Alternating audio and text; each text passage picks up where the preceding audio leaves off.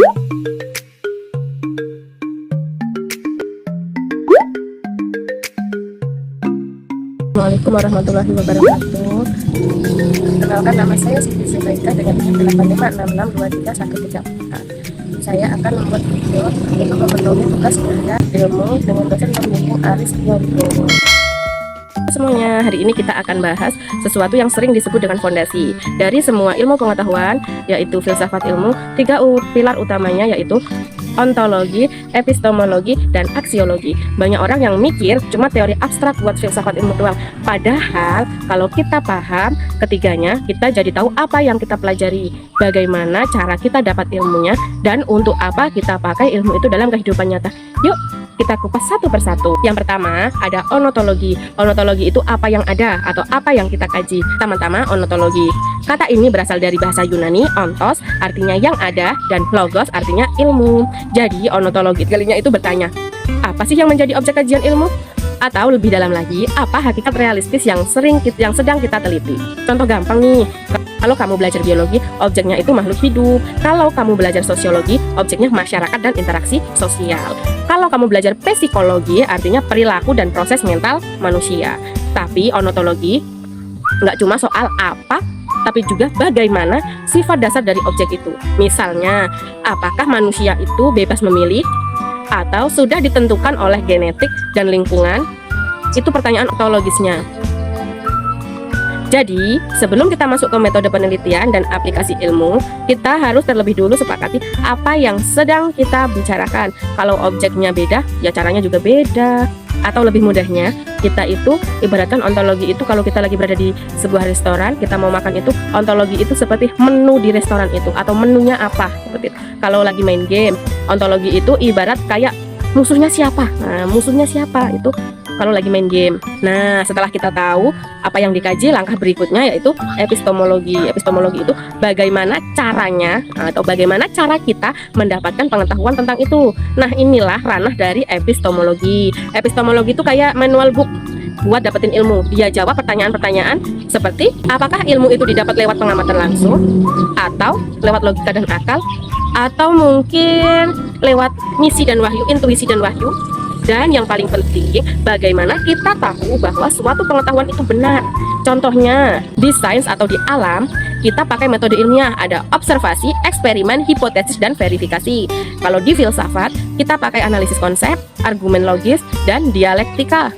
Kalau di seni, kadang kebenaran itu subjektif, ukur dari resonansi emosional atau estetika.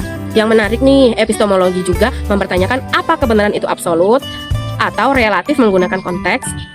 Misalnya, hukum gravitasi Newton dulu dianggap paling benar atau mutlak, tapi kemudian Einstein revisi dengan relativitas. Artinya kebenaran dalam ilmu bisa berkembang seiring waktu dan metode baru. Atau kalau kita lebih memahaminya, epistemologi itu diibaratkan kalau kita lagi di restoran, epistemologi itu diibaratkan caranya, cara masaknya seperti apa, cara masaknya bagaimana. Kalau epistemologi. Atau kalau kita lagi main game, epistemologi itu strategi mainnya bagaimana, cara bermainnya bagaimana. Sekarang kita sampai di bagian yang paling manusiawi, yaitu aksiologi. Ini bukan cuma soal apa dan bagaimana, tapi aksiologi itu untuk apa? Nah, untuk apa kegunaannya? Aksiologi membahas nilai, etika, dan tujuan pengetahuan ilmu. Pertanyaannya, apakah ilmu itu digunakan untuk kebaikan atau untuk keburukan? Atau justru malah merusak? Misalnya, teknologi nuklir bisa buat listrik, tapi juga bisa buat bom. Siapa yang diuntungkan? Siapa juga yang dirugikan? Apakah ada tanggung jawab moral bagi ilmuwan atau peneliti? Nah, itulah pertanyaan-pertanyaan aksiologi. Contoh konkretnya yaitu penelitian medis, tujuannya untuk menyembuhkan penyakit, itu nilai positif.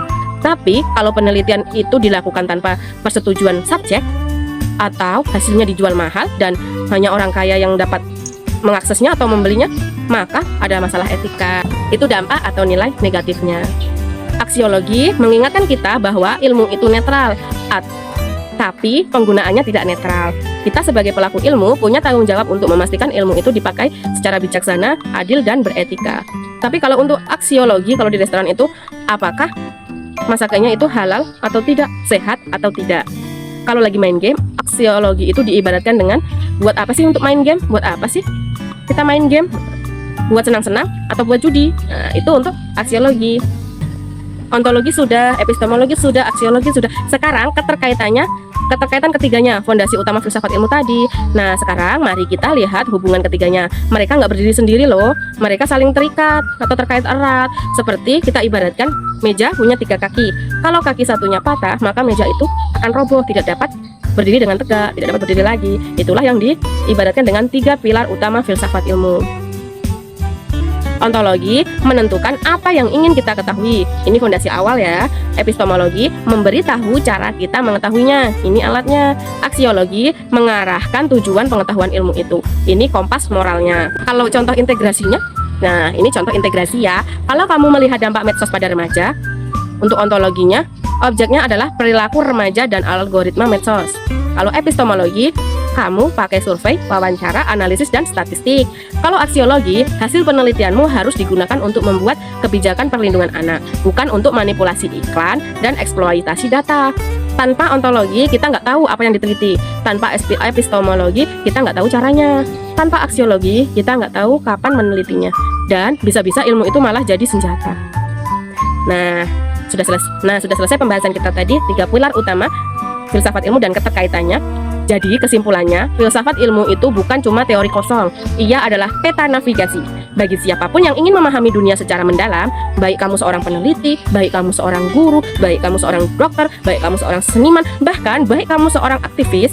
Dengan memahami ontologi, epistemologi, dan aksiologi, kamu nggak cuma jadi orang pintar, tapi jadi orang bijak yang tahu apa yang dia lakukan, bagaimana melakukannya, dan mengapa melakukannya.